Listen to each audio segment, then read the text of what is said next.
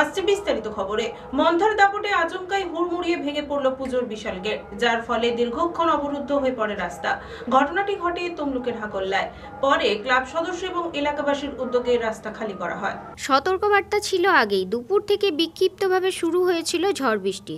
শেষ পর্যন্ত মান্থার দাপটে আচমকাই তমলুকে হুড়মুড়িয়ে ভেঙে পড়ল কালী পুজোর বিশালাকার গেট। এই ঘটনার জেরে দীর্ঘক্ষণ অবরুদ্ধ হয়ে পড়ে রাস্তা। ঝড়ের দাপট কমলে পুজো কমিটির সদস্যরা সহ এলাকার বাসিন্দাদের চেষ্টার পর রাস্তা খালি করা সম্ভব হয়েছে। যদিও এই ঘটনায় হতাহতের কোনো খবর নেই।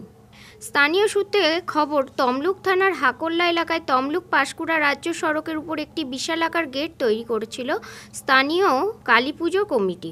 মঙ্গলবার বিকেল নাগাদ আচমকাই প্রবল ঝোড়ো হাওয়ার সঙ্গে দফায় দফায় বৃষ্টি শুরু হয় তমলুক এলাকায়, আর তখনই হুড়মুড় করে বিশালাকার গেটটি রাস্তার উপর ভেঙে পড়ে। এই ঘটনার জেরে তমলুক পাঁশকুড়া রাজ্য সড়ক দীর্ঘক্ষণ অবরুদ্ধ হয়ে পড়ে। পূর্ব মেদিনীপুর জেলা প্রশাসন সূত্রে খবর, আবহাওয়া দপ্তরের নির্দেশ অনুযায়ী আগে থেকেই দীঘা সহ সামুদ্রিক উপকূল এলাকায় বিশেষ সতর্কতা জারি করা হয়েছে। মঙ্গলবার দুপুর প্রায় 1:30 থেকে দীঘা সহ পার্শ্ববর্তী এলাকাগুলিতে দফায় দফায় ঝড় ও বৃষ্টি চলতে থাকে।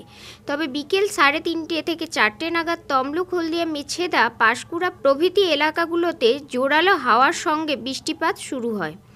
এর জেরেই বিশালাকার গেটটি ভেঙে পড়েছে, যদিও জেলার আর কোথাও কোনো বড় ক্ষয়ক্ষতির খবর মেলেনি।